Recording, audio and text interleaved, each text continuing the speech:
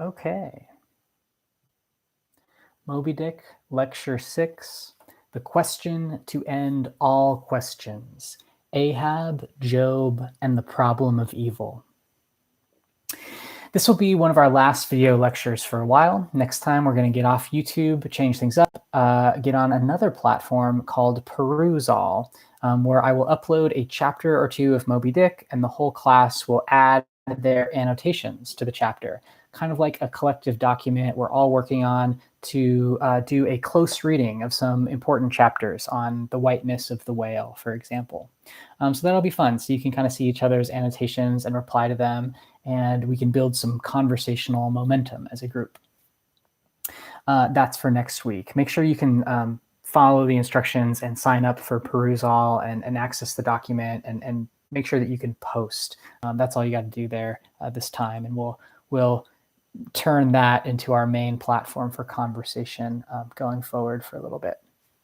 All right, getting started. Today's lecture on Ahab and the book of Job.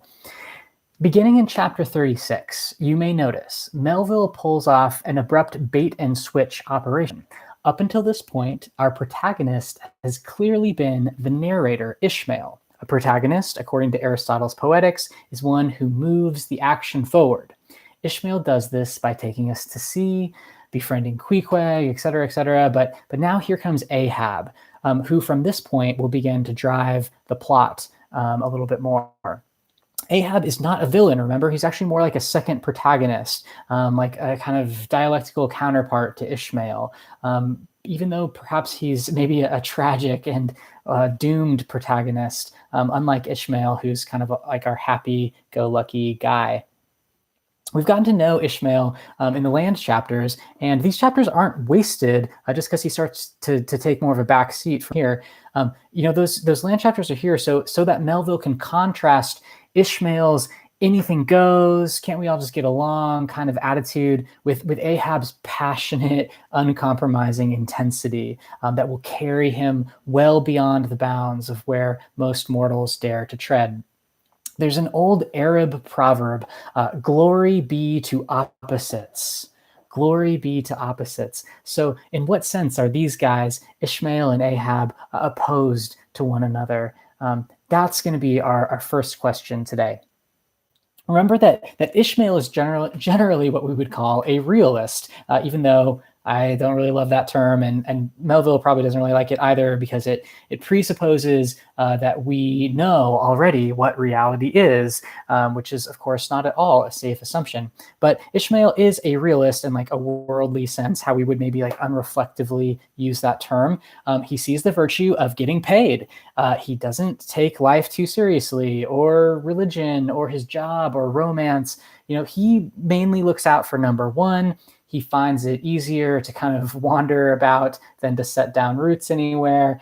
And, he's got these virtues, but they're fairly sort of standard run-of-the-mill democratic virtues. He's broad-minded and he's tolerant of others, maybe like even comically broad-minded and tolerant, with Queequeg. And he's always ready to laugh.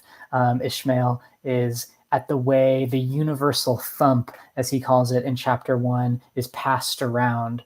Some days you're on top, and some days life is kicking you in the behind, and that's just how it is, and it kind of goes around, and you may as well accept it when it's your turn and get on and enjoy things as best you can.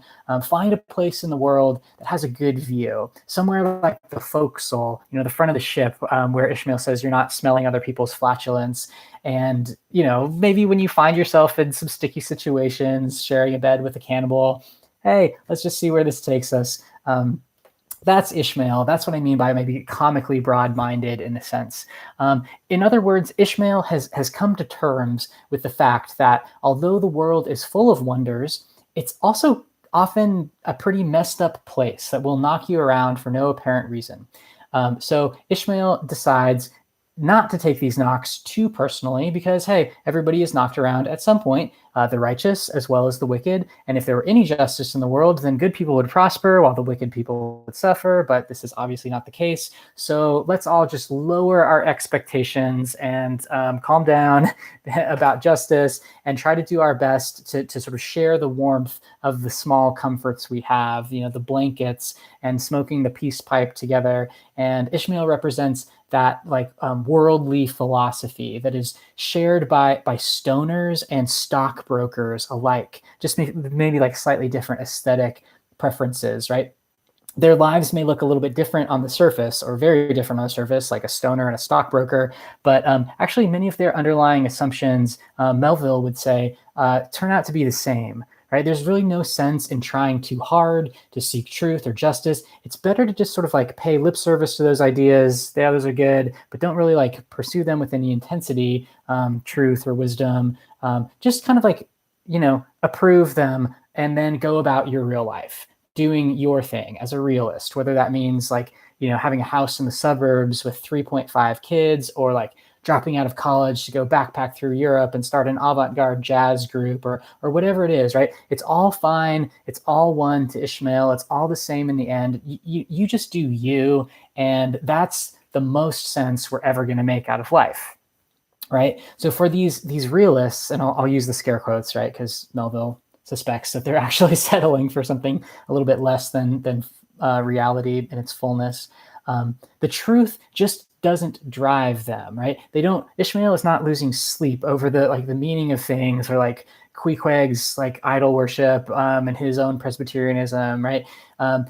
Ahab is the one who's going to be sort of pursuing truth to the point where he's losing sleep over it and throwing away his pipe into the ocean as Ishmael and Queequeg are smoking theirs. The things just happen, Ishmael says. You may as well accept it. Who ain't a slave to somebody else? Tell me that. That's Ishmael. He's come what may. He's happy-go-lucky. He's our everyman protagonist. Melville, the author, is not unsympathetic to Ishmael's view, it seems to me. I could be wrong about that. I'd love to know your thoughts. I think, Melville sort of seems to look around and sees that most of us are kind of like this most of the time. We're kind of like Ishmaelian until some of these bigger questions get their teeth into us and seize us in a way that they don't let go. At least that's kind of what happened in Melville's own life. So Ishmael is not all bad by any means. He's just sort of incomplete, or maybe like a kind of younger version of Melville's early thought. So now we need to talk about like Ishmael's opposite, Ahab. Ahab has been seized by something. Something has got its teeth into Ahab and won't really let go of him, or at least, takes a part of him with him that he can't seem to replace.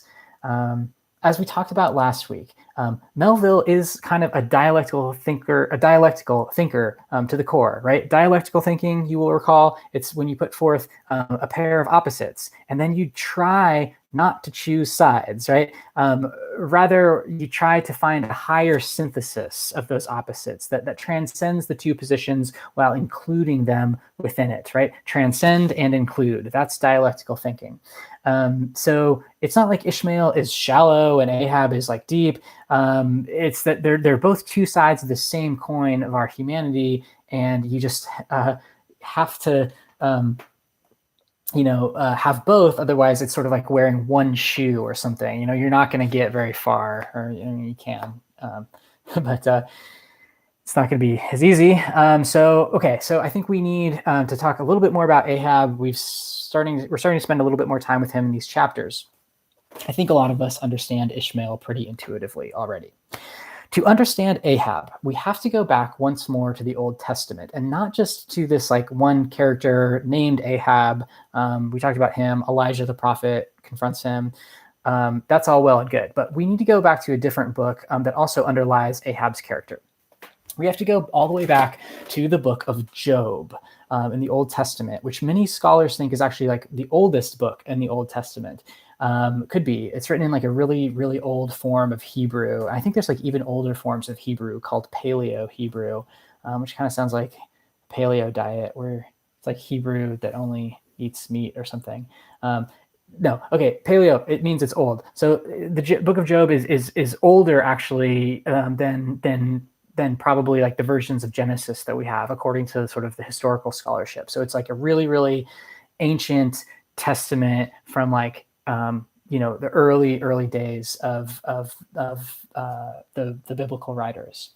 Okay, Job centers on what philosophers today would call the problem of evil. No big deal, just the problem of evil. That's what we're going to talk about today.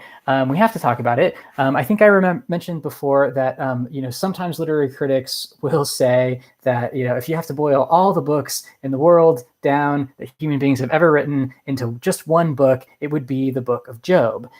This is what they mean, right? Job is like the first book in the world to raise this question, this all-important question of why we suffer, why bad things happen to good people. And Job does this in a really brilliant way by overturning what we might call the wisdom tradition.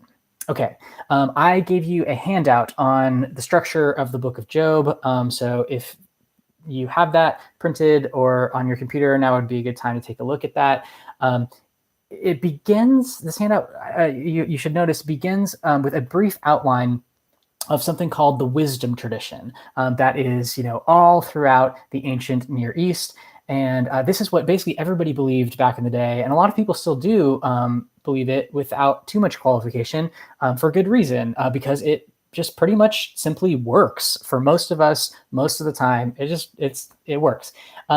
What is this? Well, the wisdom tradition, it's just like the normal kind of sunny, sensible view that the world is generally ordered toward justice, right? When we act justly and honorably and righteously and we tell the truth, that's going to be like the most profitable course of action in the long run, right? Not always in the short run. Like, for example, if you're bartering with somebody and you lie to them about how much grain you're giving them, maybe you'll get away with it this time in the short run, but no one's going to trust you for very long once they find out that you're doing this, and then you won't be able to trade with anybody and you won't prosper. So it's better to just tell the truth. Why? Because that is how you prosper. The wisdom tradition is very pragmatic, right? It forges a strong link between justice and prosperity, between righteousness and material blessings. If you do the right thing, you will get ahead in the long run. Guaranteed. Hashtag so blessed. I saw a license plate the other day that said slow blessed on it. And I couldn't figure out how to read it for like a minute. I was behind this car and I was like, does that say slob blessed or what is it? Oh, okay. Slow blessed. Got it. Anyway, just to show you, many people still have this view of life that if you do the right thing, you will be blessed. That's the wisdom tradition, that the right thing is also the wise thing. And there's a lot to recommend this tradition. It's why we, focus on character and the virtues and all of this stuff. It is a very, very important part of being like a functioning, successful human being in the world. Sloka is on this. If you studied ancient literature at Sloka, you'll also be familiar with the Old Testament book of Proverbs, which, as much as any other book and like the great books classic tradition, embodies the wisdom tradition that Job is going to be set against, right? Job is going to sort of call BS on certain aspects of this tradition, and Job is going to try to replace the wisdom tradition with like a deeper wisdom. You could call it like the wisdom of not knowing or something like that. We'll have to find the right name for it eventually. But remember that we said the Bible is a library with many voices, just like Moby-Dick is sort of a library, a compendium of all these voices, some of which don't easily harmonize with one another, at least on the surface. The Bible is a very complex and cool book. This one book in the Bible, Proverbs, is going to say stuff like this. And I've got this written on your worksheet, right? Here's the first one. Pride comes before a fall. You've probably heard that before. That's a pretty wise thing to pay attention to, right? The next one, a fool does what is right in his own eyes, but a wise person listens to advice. Makes sense? The next one, a wise child loves discipline. A fool despises a parent's instruction. Yeah, this is all pretty good stuff, right? It's pretty standard. Maybe your parents or teachers might have said it to you in the past. And it makes sense. All cultures, east, west, north, and south, it turns out, have these kinds of proverbs because human experience generally bears them out. Heck, even individual families sometimes come up with their own sayings and proverbs like this. Maybe your family has some of your own sayings that you guys kind of banter about with each other. And these things are everywhere. In the book of Proverbs, conspicuously absent is any reference to Abraham, Isaac, and Jacob, and the people of Israel and their history, and like all the sort of main stuff that the narrative of the Old Testament is about. In other words, Proverbs does nothing to advance this main narrative of the history of Israel, because it's more interested in like these sayings that have a timeless quality to them, right? These sayings are universal. They're non-culturally specific, even though a specific culture may advance or may invent one of these. You don't have to be a Jew or Christian or Muslim to get something out of them, right? So here's another one. It's on your sheet. Above all else, guard your heart, for everything you do flows from it. That's good advice. I like this next one a lot. As a dog returns to its vomit, so fools repeat their folly. It's like, okay, a little graphic, but I see the point. And then here's my favorite. Give beer to those who are perishing, wine to those who are in anguish. Proverbs 31:6. Amen. What can you say to that? Once again, the wisdom tradition appeals to everyday experience. This is not some kind of like higher esoteric religious truth that only a certain few can access. This is just ordinary, everyday, practical wisdom. Job, the book of Job, is out to overturn certain aspects of this view. Job offers none of these easy, consoling answers about how to live your best life. No, Job rather is going to sort of plumb the depths of the contradictions in this tradition, this wisdom tradition, in a way that is without rival in all of world literature, really. Your handout on Job tells you that Job has three parts, broadly speaking. It begins with a narrative introduction. After introducing this guy, Job, who has a beautiful family and lots of wives and many children and camels and a vacation home in Carmel, it tells this really chilling story of a bet, of a wager between God and Satan. And I included a handout of Job for you to read for yourself if you want to check this out. It's not required reading. You can just listen to my summary of it here for now and read it in 2 years when we do ancient literature at SLOCA again. You can check it out then. The story goes like this. Satan shows up one day in heaven and God says, "Where you been?" And Satan says, well, walking to and fro about the earth, as one does. I think this means that evil is kind of like all over the place, looking to cause trouble.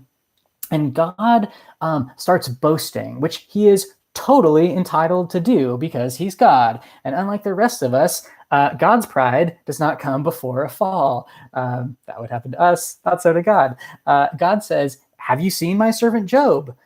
He's the best, right? He's righteous and blameless, and he worships me exactly as he should."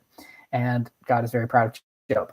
At this point, Satan throws down the gauntlet. He says, "Job only worships you because you reward him with camels and wives and Teslas and stuff like that. Take that material prosperity away, and Job will curse you to your face, not bless you." Job, Satan avers, is not actually righteous. He's just practical. He just sees the connection between righteousness and prosperity, and he wants to be prosperous, so he worships God and is righteous. And so not because he actually wants to be righteous, because he wants stuff, right? This is the possibility that Satan starts kind of teasing out, that maybe like in the wisdom tradition, it's like a little bit too like contractual. There's too much like quid pro quo, something for something. And so that waters down somehow what it means to be a righteous person, to the point where the idea of righteousness threatens to become empty, right? Job's so-called righteousness, Satan says, is not righteousness. It's just self-interest, and therefore it's empty. Satan kind of makes a good point, right? He's making the point that righteousness should be disinterested, that being good should be its own reward, or else maybe you're not really good. You're just greedy and good at hiding being greedy behind your goodness. So this is like, okay, all well and good. It's kind of an interesting philosophical problem to contemplate, but very abstract. And then here, though, is the really chilling part of the story. God agrees to Satan's terms. He says, no way, Satan. Job doesn't worship me to get anything out of the deal. Here, I'll hand him over to you, Satan, so that you can test him. And he does. I told you, this is a serious book, right? The only condition God gives is that you cannot afflict Job's body. You can destroy his stuff, his family, his reputation, just leave his health alone. That's going to be the test. So Satan gets to work, and one by one, these messengers start coming to Job, telling him, hey, all of your oxen have been slaughtered by the neighboring tribe, and I alone escaped to tell thee. This line, I alone escaped to tell thee, is repeated throughout Job. And as Job loses more and more of his property, more and more servants come back and are like, I alone escaped to tell thee, you lost all your stuff.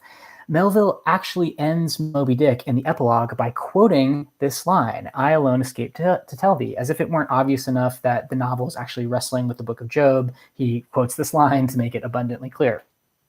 Okay, so far, as Job loses more and more of his stuff, God is still winning the bet. Even though Job has lost his stuff, he still worships God.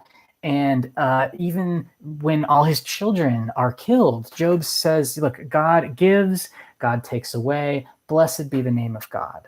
All of Job's kids die in a tornado, and we're told, quote, in all this, Job sinned not, nor charged God foolishly. All right, he's not like, shaking his fist at God.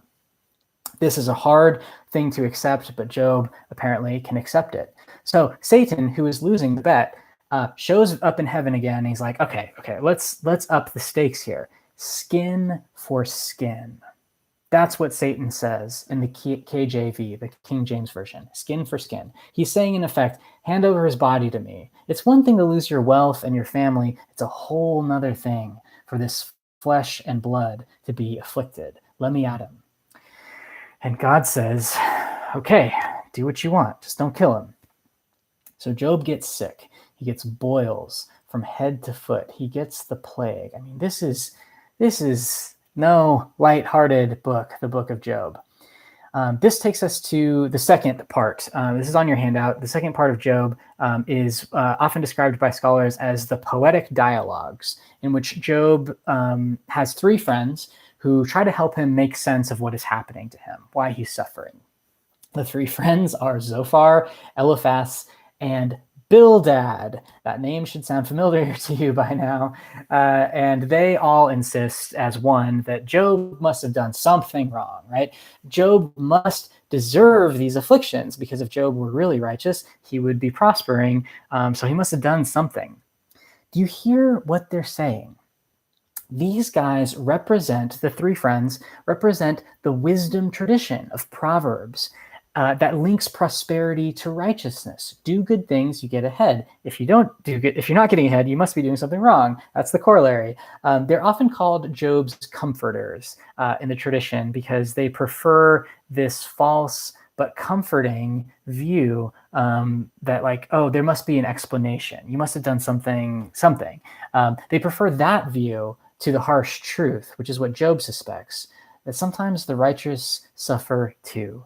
For no reason. There's nothing you can point to. Then we could at least make some sense of it, but sometimes we just can't make sense of our suffering. That's Job. God destroys the wicked, and God destroys the blameless. He is God. He can do what he wants. This is not a very comfortable or consoling way of looking at things, and it blows apart the kind of superficial link that the wisdom tradition would draw between goodness and success. We would prefer if God could see how good we are and reward us accordingly. That would be comforting and make sense. And then if we're not doing well, we have ourselves to blame. But Job says, no, that's shallow. That's quid pro quo, something for something. That's being good in order to get something out of it, which isn't really goodness at all. Real blessedness is to suffer and still praise God nevertheless. That's Job's position. In his suffering, however, and prompted by his friends, Job eventually, like any sane, mortal, limited person would, brings some questions before God. And he says, why is this happening to me?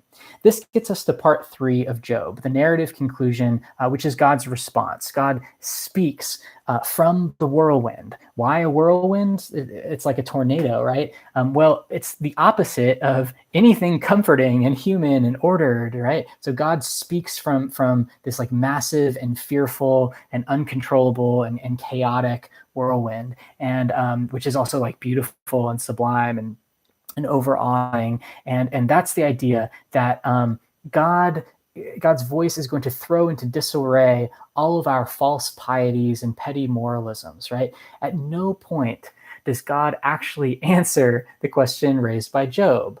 About like, what did I do to offend you? Like, am I guilty or am I innocent? God doesn't answer this question. What God does is respond. He responds without answering, if that makes sense. His response is going to be something along the lines of, look, you are small. God is big. Got it? You are small. God is big. That's generally, to paraphrase God's response. So because I am big and you are small, what makes you think the universe revolves around you? Where were you when the foundations of the earth were laid? Who are you to even ask these questions as if you could understand the answers? And these are the terms in which God hurls at Job a series of like impossible questions and unspools this like many chapters long Whitmanian catalog of concerns that just reach far beyond humanity but are vital to the running of the universe. And God goes on about the sea and the stars and the mating patterns of goats and ostriches and on and on. And the point is that we are small and God is big. That's the lesson, right? It's couched in some of this like really intense and amazing poetry, some of the best poetry in the Old Testament. This is Job chapter 38. I'll just read you part of it. This is so good. Then the Lord answered Job out of the whirlwind and said, who is this that darkeneth counsel by words without knowledge? In other words, Job, you don't know what you're talking about. Gird up now thy loins like a man, for I will demand of thee, and answer thou me. Where wast thou when I laid the foundations of the earth, when the morning stars sang together, and all the sons of God shouted for joy? Or who shut up the sea with doors, and when it brake forth as if it had issued out of the womb? By what way is the light parted, which scattereth the east wind upon the earth? Canst thou bind the sweet influences of Pleiades, or loose the bands of Orion? Canst thou guide Arcturus with his sons? Canst thou send lightnings, that they may go and say unto thee, here are we? Who hath put wisdom in the inward parts, or who hath given understanding to the heart? And it goes on and on, all these things that like God has done in creating the universe that human beings have no part in. And the implied answer is, I am God, you are not. That is all you know, Job. That is all you need to know. And that's it. I'm going to read you a little bit more because it's so good and because it's good to be reminded of our ignorance. Sometimes God's response goes on. Knowest thou the time when the wild goats of the rock bring forth? Or canst thou mark when the hinds do calve? Gavest thou goodly wings unto the peacocks, or wings and feathers unto the ostrich? Hast thou given the horse his strength? Hast thou clothed his neck with thunder? Canst thou make him afraid as a grasshopper? The glory of his nostrils is terrible. Doth the hawk fly by thy wisdom, or stretch her wings toward the south? Doth the eagle mount up at thy command, and make her nest on high, etc., etc.? Again, it's just amazing poetry here. We are small, God is big. Instead of offering a justification, God raises the stakes of the conversation, talking about the strength of the horse and the flight of the hawk.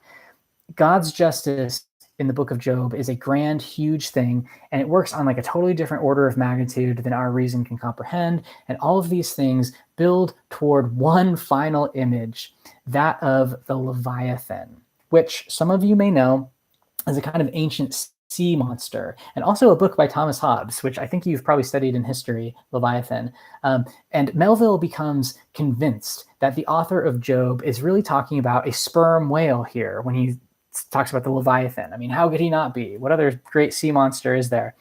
So chapter 41 of Job continues, and this is the part that like really influenced Moby-Dick. Canst thou draw out Leviathan with a hook, or his tongue with a cord which thou lettest down? Canst thou put a hook into his nose, or bore his jaw through with a thorn? Canst thou fill his skin with barbed irons, or his head with fish spears? He maketh the deep to boil like a pot. He maketh the sea like a pot of ointment. He maketh a path to shine after him. One would think the deep to be hoary. Upon earth there is not his like, who is made without fear. He beholdeth all high things. He is a king over the children of pride. And so Melville's going to take this on, and he's going to start getting this really inflated prose about the sperm whale is the king of the world, and sperm whale lords over us all, and king over the children of pride, and all this. But then also on like a more sort of prosaic dimension, Melville is equating killing whales, right, filling their skin with barbed irons, aka harpoons. He's equating this activity with blasphemy in the book of Job, thinking that we're bigger than we are, that we can pull Leviathan by a hook and put barbed spears into him.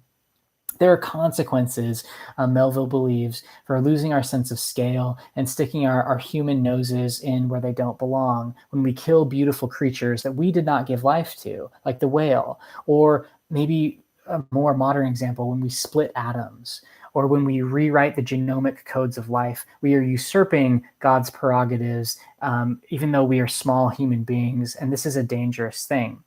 There's a deeper wisdom here than is operative in the book of Proverbs, Melville thinks.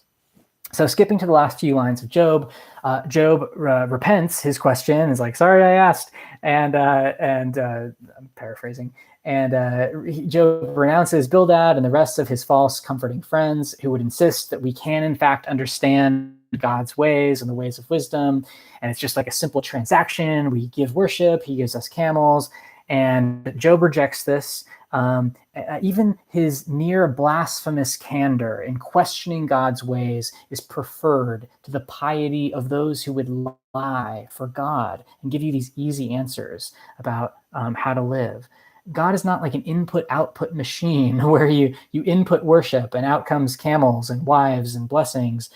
No, Job's honesty consists in the idea that the large portions of the universe do not revolve around humanity, let alone around Job or you or me. We're just one small part of a vast thing. This is a very difficult lesson in perspective that the book of Job teaches, which is why the bigness of the Leviathan, of the whale, is so important to Melville. The whale puts us in our place. Earlier, I called Job, the wisdom of not knowing, but maybe we should use an older name for it instead. The older name is the wisdom of inscrutability. Okay, so that's a big fancy word, inscrutability. Inscrutable just means that we can't know, right? We can't scrutinize certain things. We can't know too much about them. There's a long history of talking about the inscrutability of evil in the book of Job. Evil is beyond what we can know, just as God tells Job in the whirlwind. And Melville actually uses this word inscrutable in these chapters that you're about to read. I'll quote it for you here in a moment. God does not comply with our human conceptions of justice and is under no obligation to do so. God's ways are inscrutable. It's important to see how the wisdom of inscrutability represents what many consider as an improvement over the wisdom tradition in Proverbs and Deuteronomy and other ancient wisdom texts, which are more like transactional and moralistic, where goodness is put in like a legal framework, like of a contract, where you do this and you get that out of it, the quid pro quo. There is a famous poem by Robert Frost. I put part of it on your handout. Frost is talking about the book of Job here, the writer of Job, when he says, and this is the quote from your handout, "You realize by now the part you played to stultify the Deuteronomist and change the tenor of religious thought. My thanks are to you for releasing me from moral bondage to the human race. Who is the Deuteronomist? He's the author of the book of Deuteronomy, another Old Testament book which lays out the laws you have to obey to please God and live a #blessed life. And this is precisely the kind of transactional legalistic framework that Job is undercutting or stultifying, I think is Frost's term for it here. Job tells us that religion is not this like human thing where you are good and get rewarded. That's a human idea. Earlier cultures were held in bondage to this idea, and the book of Job sets us free from that. That's why it's an advancement over these previous traditions. That's why it's brilliant. That's why it's genius. That's what Frost means, I take it, when he says, I've been in immoral bondage to the human race until I read the book of Job, and it set me free.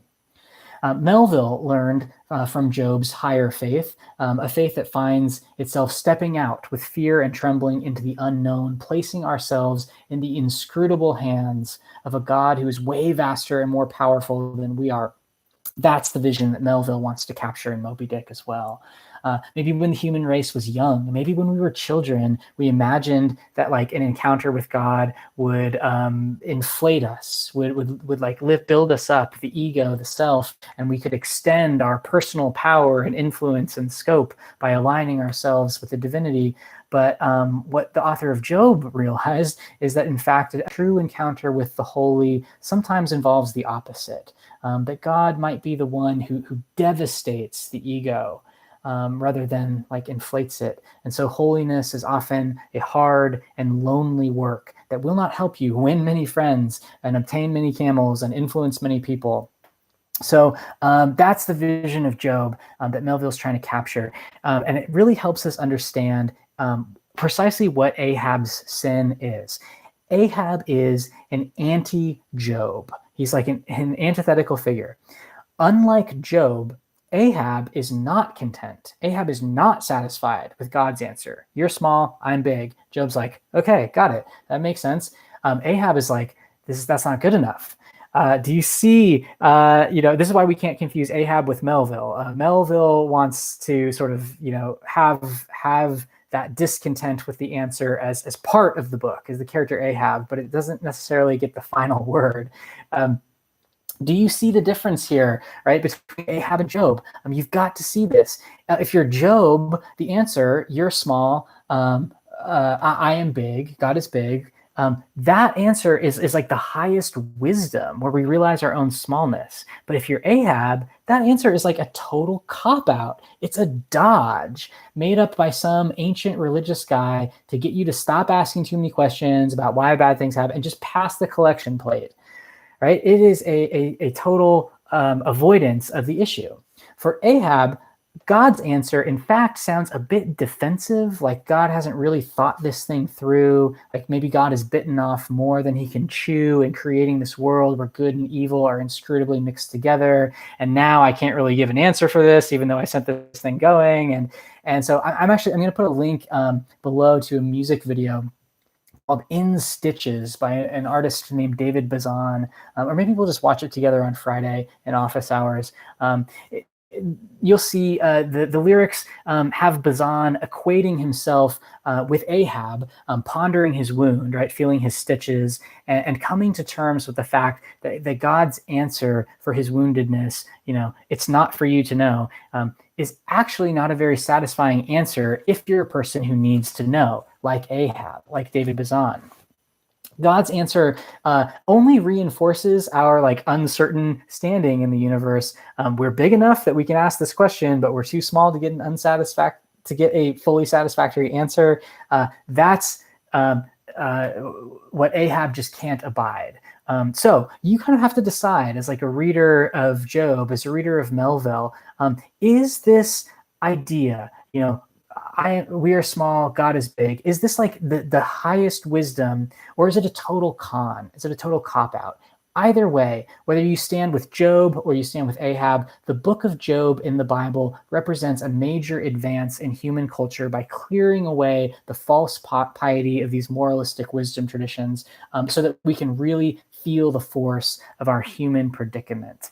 That's what Melville is such a genius at bringing to the fore. So when we talk about Moby-Dick as like a great book, we're not just saying like, oh, it's written in a really interesting way, and he's got these metaphors and symbols, and we're saying that, but we're saying this really gets to the heart of what is the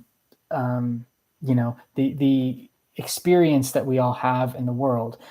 Given that we don't have the answer to this problem of why we suffer, the question then becomes, how do we respond to suffering, right? If we can't know why we suffer, what are we going to do? How are we going to respond? Where are we going to go from here?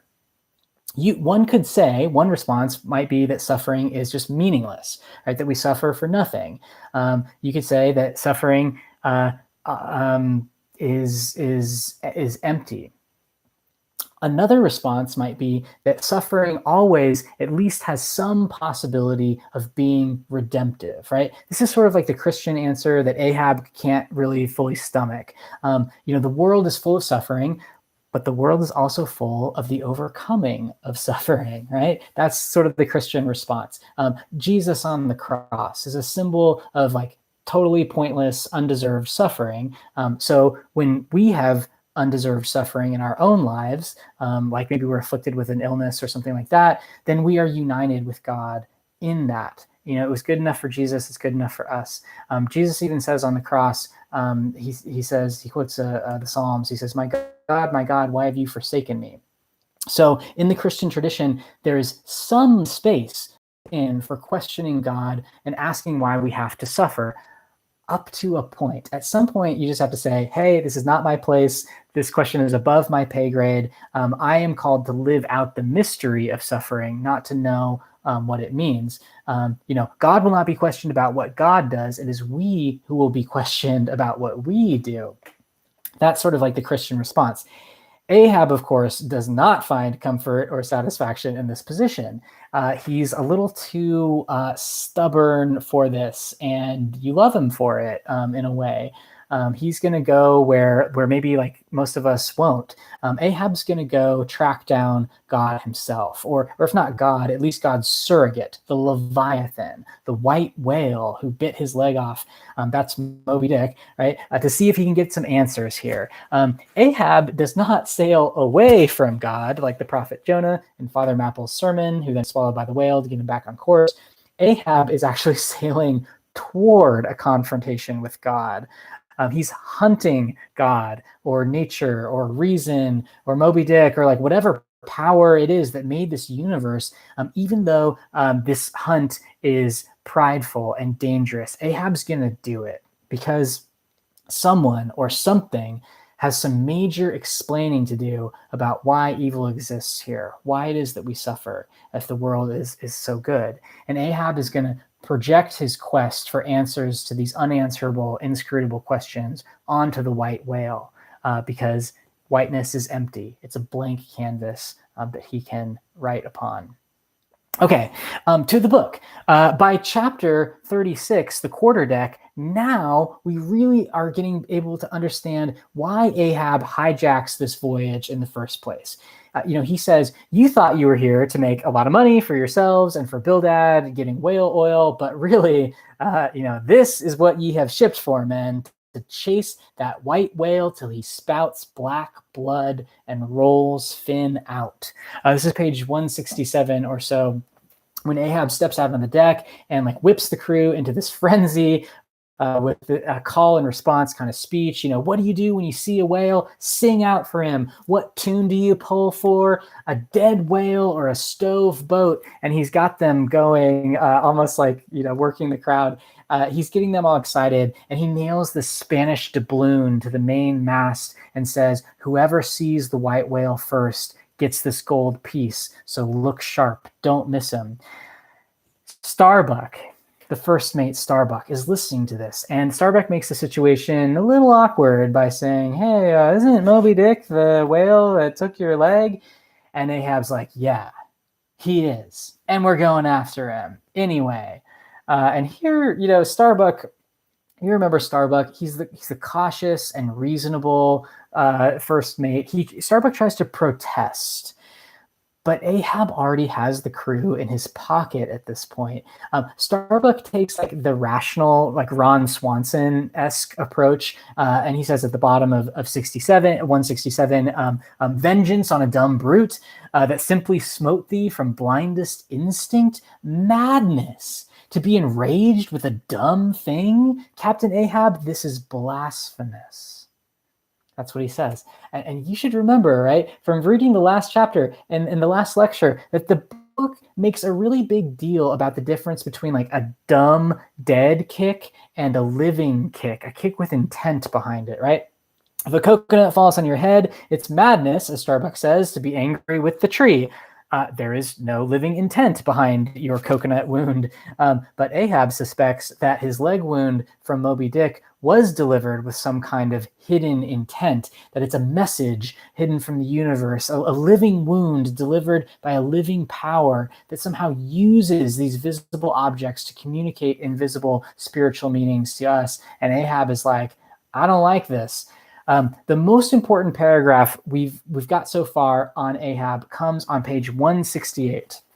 So I'll turn there, and kudos to you if you already underlined part of this speech on 168. Here it is. This is just pure Ahab with all of his like fury and purpose laid to bear in this little passage. He says, "Hark ye yet again, the little lower layer. All visible objects, man, are but pasteboard masks. In each event, in the living act, the undoubted deed, there some unknown but still reasoning thing puts forth the moldings of its features from behind the unreasoning mask. If a man will strike through the mask. How can the prisoner reach outside except by thrusting through the wall? To me, the white whale is that wall, shoved near to me. Sometimes I think that there's not beyond, but 'tis enough. He tasks me, he heaps me. I see in him outrageous strength with an inscrutable malice, sinewing it. That inscrutable thing is chiefly what I hate. And be the white whale agent or be the white whale principal, I will wreak that hate upon him. Talk not to me of blasphemy, man. I'd strike the sun if it insulted me." It's a great speech. In that line, Ahab's full heroism and full folly are both on display. I'd strike the sun if it insulted me. Nothing's going to stop me from seeking this out. But also, an eye for an eye is sort of impossible when you're talking about repaying the divine being. There is no, you're a finite being, God is infinite. You're never going to be able to pay back tit for tat in that same way. So it's foolish, even as it's sort of heroic in a way. Do you see this? This is human consciousness in Ahab raised up in all its pride to say, look, bad things may happen, but I don't have to take them lying down. I can strike back. I can strike through the pasteboard mask and of the world and look beneath the surface of events to see God's invisible meanings here and question God to his face like a man, not a mouse. This is what God explicitly tells Job he cannot do, he should not do. Rather than agree and sort of like submit like Job does, Ahab says, screw you, I'm going to push on anyway. So this is what makes Ahab like a hero of human consciousness and one of the great literary characters of all time, even though he's certainly more than a bit satanic, right? In the sense of Job or of Milton's Paradise Lost. Ahab is very much like a satanic character out of Milton. Ahab's will is indomitable and it will not bend, even when he's confronted with God. This speech makes Ahab a blasphemer, as Starbuck points out. And it's also a little bananas, right? Because you're not going to find anything there, and you're going to endanger the whole crew, or you're at least going to impoverish them while you're on your insane quest that will probably lead to nothing. But the crew are not in the mood to listen to reason. They found like a new charismatic leader in Ahab. And many critics have noted that Melville here is depicting the power of a charismatic leader over the people, over the crowd, over the demos, and how powerless the voice of reason and conscience can be against like the momentum of crowds. Once Starbuck sees that the crew has all bought in, he has to back down, and he just murmurs to himself, God keep me, God keep us all. Then Ahab passes around a measure, a pewter cup of something like hot and toasty that they all drink from to seal their pack. And he says it's as hot as Satan's hoof. And in case you needed more like reinforcing of how Ahab is like leading them astray, hot as Satan's hoof. And they all drink and are intoxicated. This is just water. With Ahab's quest to go confront God and to strike back, to strike through the mask by hunting the white whale that dismasted their leader. And he says, I don't even know if this whale is anything. I don't know if it's an agent or the principal. It's the inscrutability of it that I hate. It's the not knowing that I hate. So I will go and I will know one way or the other. I'll find out. That's the quarterdeck chapter. Next, we get another revealing line here. And the I in this chapter actually speaks from Ahab's perspective as a kind of soliloquy. If you've read Hamlet last year, you know that a soliloquy is when one character steps out on stage alone, speaking to himself or herself, to be or not to be. That is the question. Shakespeare's influence is all over these like sort of dramatic chapters, which are written as soliloquies as much as they are in just straight novelistic prose. Melville gives these like introductory stage directions in brackets to start the next few chapters and indicate who is speaking. And then he just goes ahead and gets right into their head. And Ahab, who knows where Ishmael has gone at this point. But here we see Ahab in chapter 37, no longer the charismatic captain of men giving a speech on deck to mobilize his crew. Instead, he's musing quietly to himself on the bottom of 171. Gosh, this is a beautiful speech. He says, no more. This lovely light, he's talking about the sun, this lovely light, it lights not me. All loveliness is anguish to me. Since I can ne'er enjoy, gifted with the high perception, I lack the low enjoying power, damned most subtly and most malignantly, damned in the midst of paradise. Good night, good night.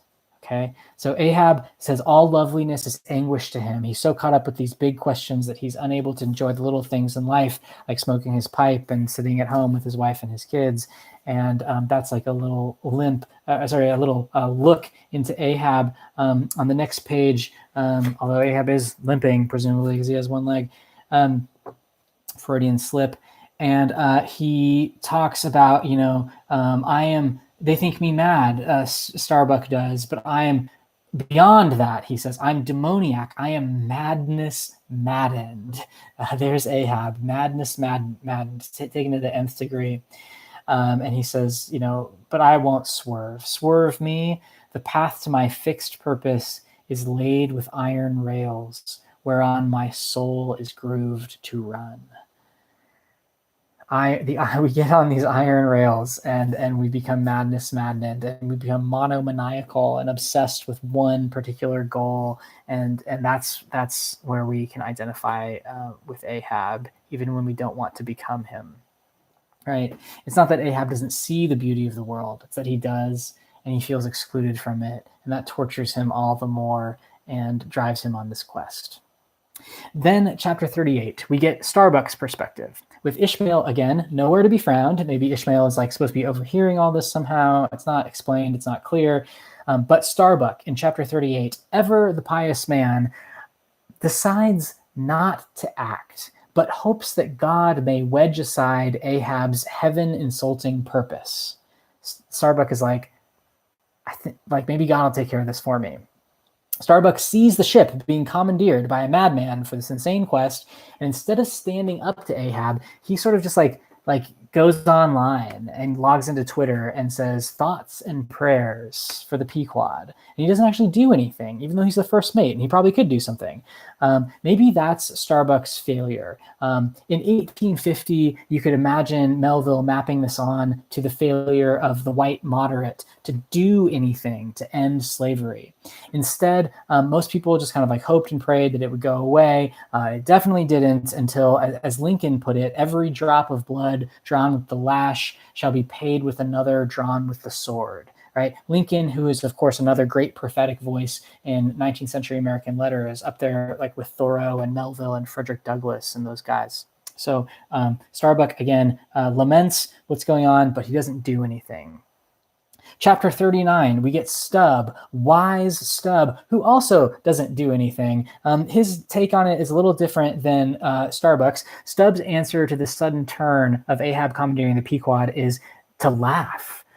He says, quote, I know not all that may be coming, but be it what it will, I'll go to it laughing. Again, like Starbuck's thoughts and prayers response to Ahab, Stubb's stoic laughter is wise in some sense, but deeply flawed in another sense, right? Stubbs actually, he sings this little song, we'll drink tonight with hearts as light to loves as gay and fleeting as bubbles that swim on the beaker's brim and break on the lips while meeting. And it's a cute little song, and life is kind of ephemeral, like a bubble that's going to burst at any moment, so may as well drink up and laugh and be merry while we can. And Stubbs' laughter is well and good, like Starbuck's thoughts and prayers, but neither one is really going to stop Ahab either. So there are limits to these mates and what they're able to do. Then we get this amazing chapter, chapter 40, which is written in Shakespearean dialogue in contrast with Ahab and the mates. Remember, Ahab says, I lack the low enjoying power. And, he's sitting there still and soliloquizing and thinking his deep thoughts, while the crew, these working class guys, are really having these like fast moving and even like violent exchanges, getting into fistfights and stuff like that. But they're like really enjoying themselves, and all this stuff that like Ahab can't really do because he's obsessed with this high thought of the whale and his vengeance. And Melville gives like one of my favorite stage directions of all time. This is like the middle of page 176. In editorial brackets, the sailors are all carousing, and he says, oaths aplenty. That's the whole sentence. Oaths aplenty, which I think means that the sailors are swearing and like saying some unprintable things. And then at the bottom of like 176, you get this old Manx sailor who sees the young guys dancing around and they're having fun. And he says like, dance on, lads. I was young once too. Sort of like, when you're young, you kind of put off these bigger questions that Ahab's wrestling with, and you're like good at enjoying the moment, which is a virtue that Ahab lacks. But, and you get like the Tahitian sailor going on and on about the holy nakedness of our dancing girls, and the Spanish sailor is going to get into a fight with Dagu, the harpooner, for no apparent reason. And, in youth, we distract ourselves with these things because we're full of energy and life for a while at least. And there's this great scene of revelry that is a contrast to Ahab's melancholy intellectual musings. These guys are just kind of in it for the hell of it. While Ahab has staked his soul on this quest, he needs them, but they don't understand his purposes at all, and they kind of get bound up in something that they don't understand. In these chapters, we also start to see Melville doing a strange thing. We skipped chapter 32 on cetology, the science of whales, where he makes fun of like how science textbooks sound, and he does a really good job of like imitating the science voice and writing in his day. And he gives this long book report on the taxonomy of different species of whales. And, maybe if you have time, go back and read a few paragraphs of that, just so you have like a feel for the flavor of it. But take a look at how it ends, especially the final paragraph, where he basically says that like his scientific system of cetology will have to remain incomplete, like all systems. Science can't build a complete system because the scientists who built it would leave themselves out of it, because the self, the I, is not an object in the world that you can describe. It's a subject.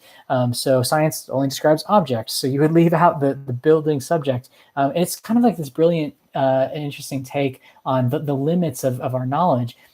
Science won't get you there. Religion won't get you there. Shakespeare and poetry won't get him there. But maybe if he can bring together all of these partial, incomplete systems, a bigger picture might emerge. It's a move we've seen Melville make before, and he does it just in a really cool way in the cetology chapter. We skipped it because it was long. In any event, what he's trying to do, right, is use these various discourses to raise the stakes for his quest for knowledge. Okay, we're running out of time. That is probably enough for now. This week, you're going to have kind of a different task. Next week, you're going to have a different task. No YouTube lecture next time. Instead, you're going to post a response, an annotation using the Peruse All software. So follow the instructions here and go sign up for that and make sure you can access the site and post on it, and you can find your class and everything. Finally, one more note. If nothing I said in this video makes sense, I also included a link to, it's called a Thug Notes video, which is like 4 minutes long. It's very short, and it explains the central conflict of Moby-Dick that I've been trying to explain here for the last hour, but it does it very concisely, as concisely as I've ever seen. The only problem with it is that it's delivered in like street rhetoric, so it does have some like mild swearing, or oaths as Melville would say, and some spoilers. So follow the instructions to like avoid the spoilers if you want to avoid the spoilers. You don't have to watch that video, but if you're still like, what is going on here, this does a really nice job of just breaking it down in the simplest possible terms.